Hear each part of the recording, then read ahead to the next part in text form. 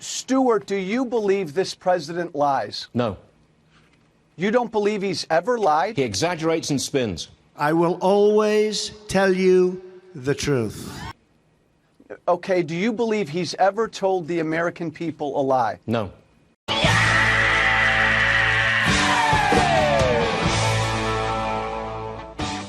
Didn't you say that Obama was a Muslim? Is that a lie? And yes, and I apologize for that, Stuart. You said the single greatest act of racism in American history was the election of Barack Obama. People voted for him simply because he's black. Bigotry, Joe, and you know it. You know it.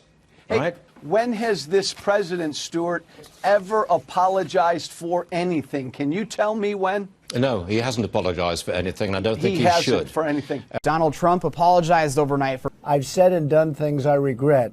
I said it, I was wrong, and I apologize. When has this president, Stuart, ever apologized for anything? Can you tell me when? On behalf of our nation, I want to apologize to Brett and the entire Kavanaugh family for the terrible pain and suffering you have been forced to endure. Sorry. Oh, I'm sorry about that.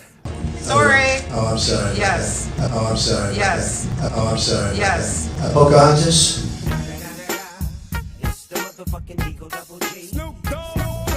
They wanted me to apologize. So to Pocahontas, I would like to apologize to you. No, to the memory of Pocahontas, I apologized. And I hereby, oh no, I want to apologize. I'll use tonight. Pocahontas, I apologize to you. Sometimes, in the heat of debate and speaking on a multitude of issues, you don't choose the right words or you say the wrong thing. I have done that. And I do regret it, particularly where it may have caused personal pain. The Democrats owe the president an apology. Can you tell me when? No, he hasn't apologized for anything, and I don't think he hasn't should. For anything. You got a big mouth, a big mouth, a big mouth. From Trump supporter to Trump challenger, former Illinois Congressman Joe Walsh recently announced that he will take on the incumbent president in the 2020 Republican presidential primary. I think Donald Trump's greatest achievement, Trish, is that he's outed the media for the dishonest leftists they are. ABC, CBS, NBC, as you said, CNN, they are obsessed, I mean obsessed, with Russia-Trump collusion 24/7, and it's actually hurting them. I think we have somebody in the White House who's unfit, somebody who lies virtually every time he opens his mouth, somebody who's so erratic right now, he's almost tweeting the country into a recession. Most of the data today coming in on the upside and really worked against those fears of a recession. We are doing better financially as a country than we've ever done before. And then finally, at Helsinki last year, in July of 2018. When he met with Vladimir Putin. Judy, when he stood in front of the world and said, I believe that guy Putin and not my own people, I got ahead of myself with a tweet. To me, that was an act of disloyalty. They are obsessed, I mean obsessed, with Russia-Trump. As to whether I believe it or not, I'm with our agencies, especially as currently constituted with their leadership. That I believe that guy Putin and not my own people. That I have full faith and support for America's great intelligence agencies. Always had. You got a big mouth, a big mouth, a big mouth. Trump's a bully, and he's a coward. And the only way you beat a bully and you beat a coward is to expose them. Are you going to be talking about fiscal sanity again? A government that tries to balance its budget, a government that tries to be responsible with taxpayers' money? Yeah, and by the way, Joe, kudos to you because this has been your issue. You've been talking about this almost every day for the last number of years.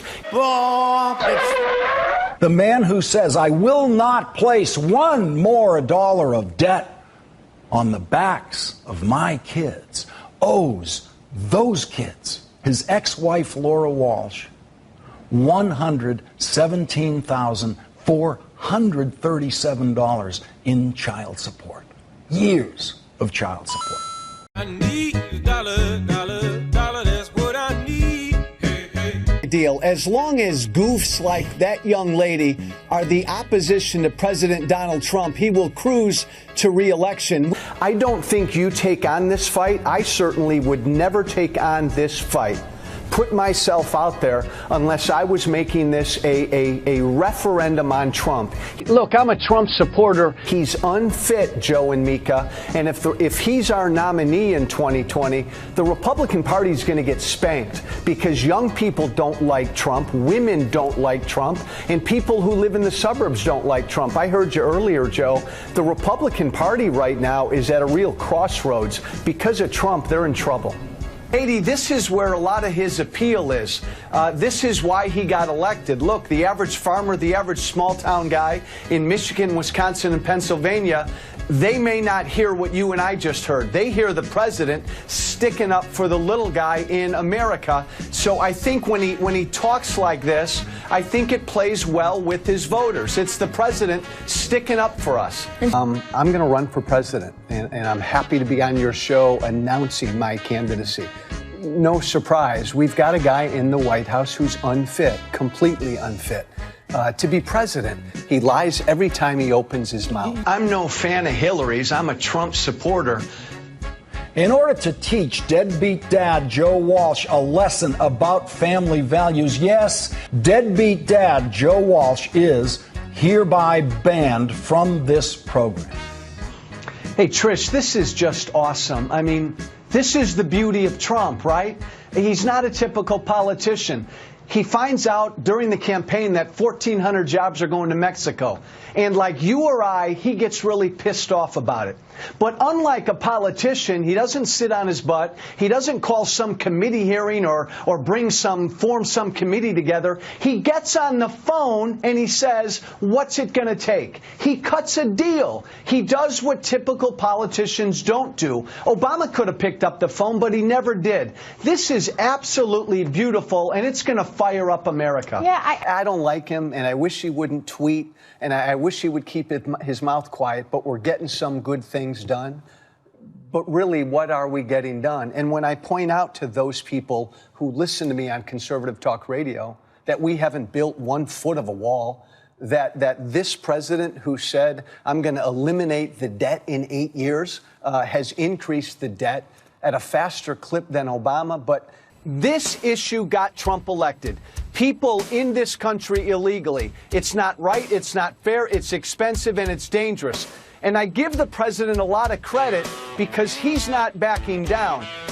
Now, I will welcome deadbeat dad Joe Walsh back on this program on the night when he has done his duty to his first 3 children.